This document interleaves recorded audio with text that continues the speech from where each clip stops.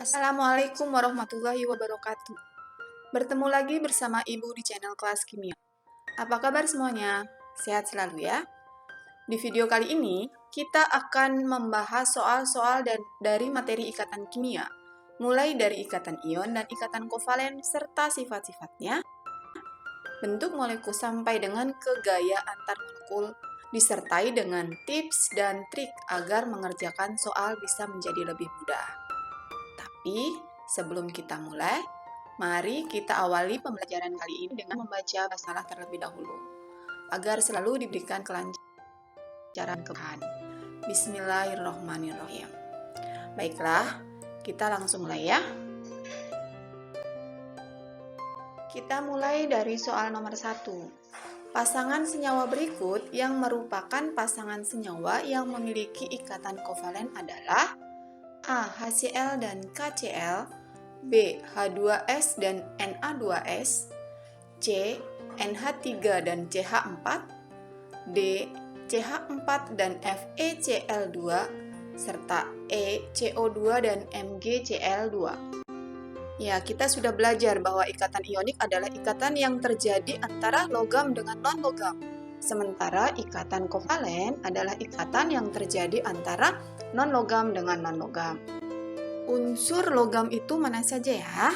Nah, ingat bahwa unsur-unsur logam itu terletak pada golongan 1A, kecuali hidrogen, kemudian ada di golongan 2A dan golongan 3A, kecuali boron. Serta unsur-unsur logam terdapat pada golongan transisi, yaitu golongan yang terletak pada blok D atau golongan B, contohnya besi atau Fe, kemudian tembaga atau Cu, emas atau Au, Zeng atau Zn, dan lain sebagainya. Jadi, dari soal di atas dapat disimpulkan bahwa yang termasuk ikatan ionik adalah KCl, karena K itu golongan 1A. Kemudian Na2S, Na juga golongan 1A. FeCl2, Fe adalah besi, terletak pada golongan transisi. Kemudian ada MgCl2, magnesium, terletak pada golongan kedua, 2A. Kemudian yang termasuk ikatan kovalen selain itu ya, HCl, H2S, NH3, CH4, dan CO2. Kesemuanya itu merupakan unsur-unsur non-logam. Jadi, jawabannya adalah C. Kemudian soal nomor 2. Beberapa unsur dengan nomor atom masing-masing K sama dengan 8, L9, M11, N16, dan O19. Pasangan yang dapat membentuk senyawa dengan ikatan ion adalah A. K dengan M, B. K dengan L, C. L dengan N, D. K dengan O, dan E. K dengan N.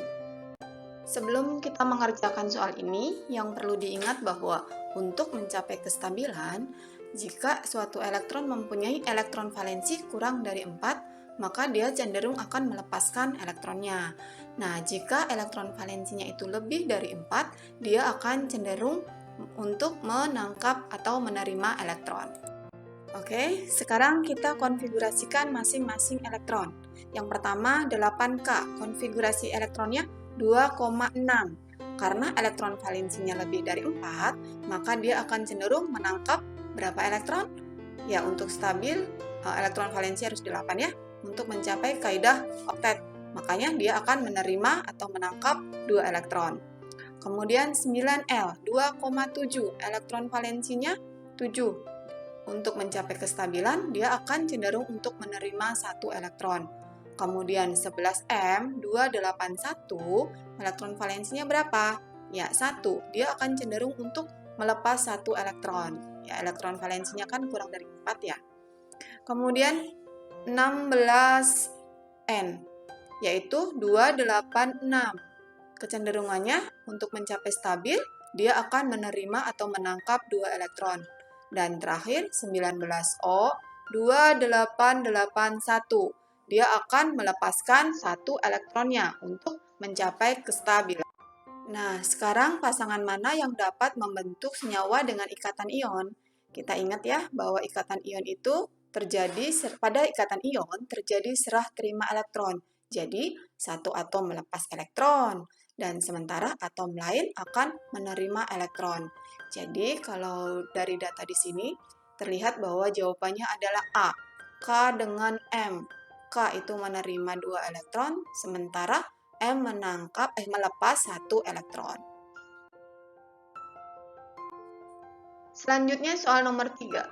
Senyawa yang terbentuk dari 13A dengan 16B adalah, ya, pilihan yang A, A2B, kemudian B, A3B, kemudian yang C, AB2, D, A2B3, dan E, A3B2. Pertama, kita konfigurasikan terlebih dahulu unsur-unsur A dengan B. 13A, 283 untuk mencapai kestabilan, dia akan melepaskan 3 elektron. Sehingga ion yang terbentuk adalah A3+ karena dia melepaskan 3 elektron. Kemudian 16B, 286, dia akan cenderung untuk menerima 2 elektron. Ion yang terbentuk adalah B2- karena dia menangkap atau menerima, jadi muatannya negatif. Nah, dari ion A3+ dengan B2- akan membentuk senyawa A2B3. Paham ya? Jadi jawabannya adalah D. Kemudian soal nomor 4. Unsur A dengan nomor atom 11 dan B dengan nomor atom 16 dapat membentuk senyawa dengan rumus kimia dan jenis ikatannya. Ya, A adalah AB, ikatannya ionik. Kemudian AB2, ikatannya kovalen. A2B, jenis ikatannya ionik. A2B dengan jenis ikatan kovalen, serta AB2 dengan jenis ikatan ionik. Kita konfigurasikan dulu ya dari unsur A dan unsur B tersebut. 11A 281 cenderung untuk melepas 1 elektron. Ion yang terbentuk adalah A+. Kemudian untuk 16B 286 cenderung untuk menerima atau menangkap 2 elektron. Ion yang terbentuk adalah B2-. Kemudian dari ion A+ dengan B2- akan terbentuk senyawa AB2. Kemudian untuk menentukan jenis ikatannya bagaimana? Nah, kita ingat bahwa pada ikatan ion terjadi serah terima elektron. Atom 1 melepaskan, atom kedua menerima atau menangkap. Sedangkan kalau pada ikatan kovalen terjadi penggunaan elektron secara bersama-sama. Dapat disimpulkan bahwa senyawa yang terbentuk adalah A2B dengan jenis ikatan ion. Sehingga pilihan jawaban yang tepat adalah C. Kemudian soal nomor 5. Perhatikan gambar struktur Lewis dari senyawa H2SO4 berikut ini. Ikatan kovalen koordinasi ditunjukkan oleh nomor berapa? Dengan diketahui nomor atom H sama dengan 1, S sama dengan 16, dan O sama dengan 8. Ingat ya, ikatan kovalen koordinasi itu terbentuk dari penggunaan elektron secara bersama-sama. Tetapi elektron yang dipergunakan untuk berikatan berasal hanya dari salah satu atom saja. Nah, dari soal di atas, dari gambar struktur Lewis di atas, terlihat bahwa nomor 1 itu menunjukkan ikatan kovalen tunggal. Kemudian nomor 2 juga ikatan kovalen tunggal. Nomor 3, perhatikan ya, nomor 3 itu juga ikatan kovalen tunggal. Sementara nomor 4 itu adalah ikatan kovalen koordinasi. Elektron yang digunakan untuk berikatan hanya berasal dari elektron milik S atau sulfur. Ya, paham ya? Sementara yang nomor 5 adalah pasangan elektron bebas. Sehingga jawaban untuk soal ini adalah D.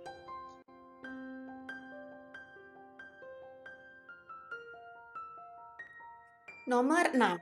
Suatu senyawa dengan rumus molekul XY jika konfigurasi elektronnya X adalah 1s2, 2s2, 2p6, 3s2, 3p6, dan 4s2.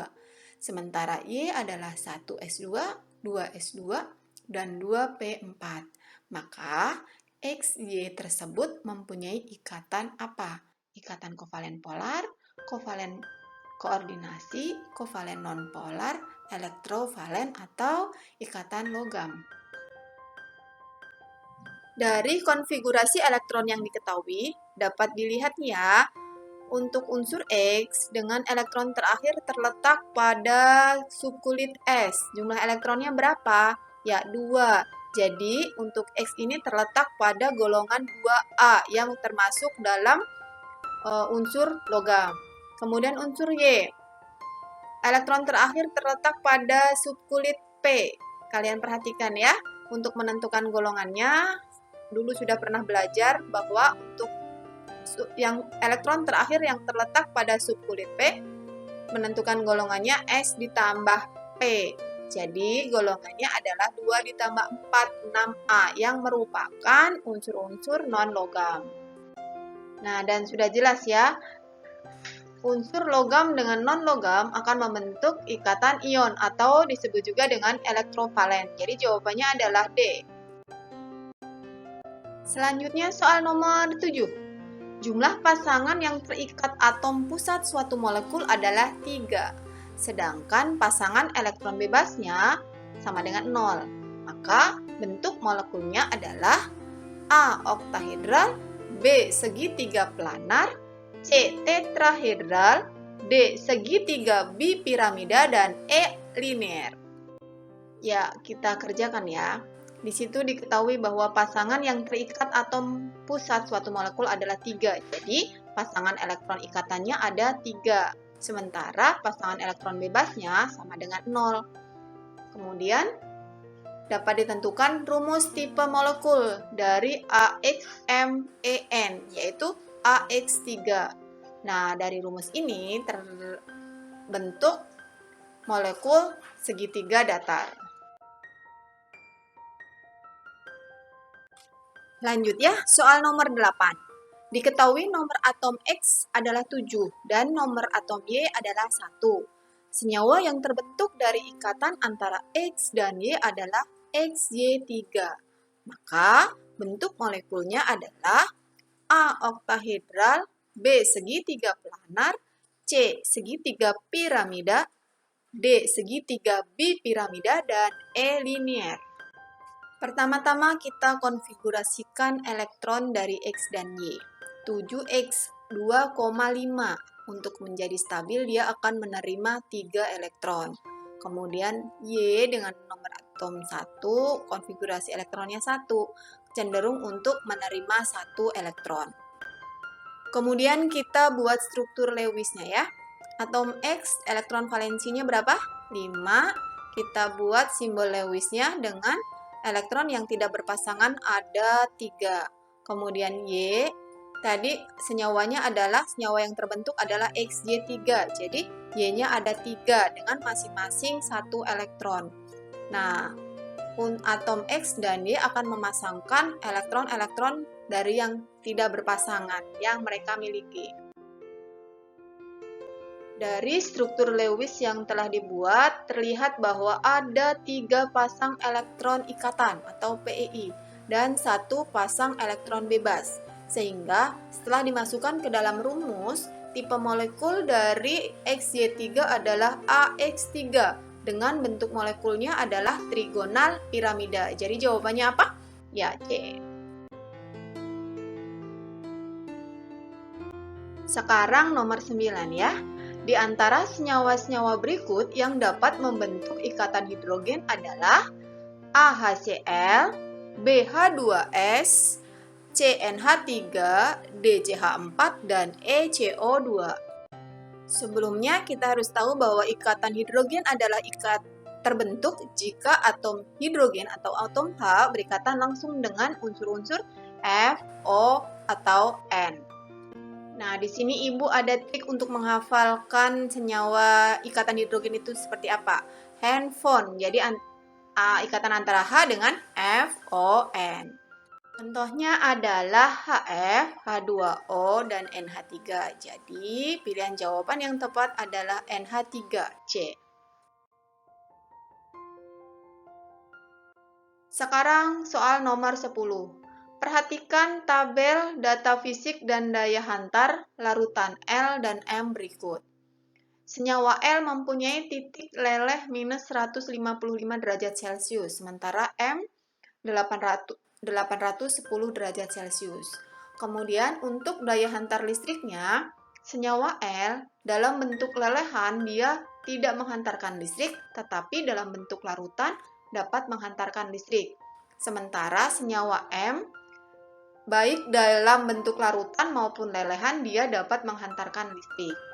Nah, dari data tersebut, ikatan yang terdapat dalam senyawa L dan M berturut-turut adalah A. Kovalen polar dan ion, B. Kovalen koordinasi dan ion, C. Kovalen polar dan hidrogen, D. Kovalen nonpolar dan ion, serta E. Kovalen nonpolar dan hidrogen.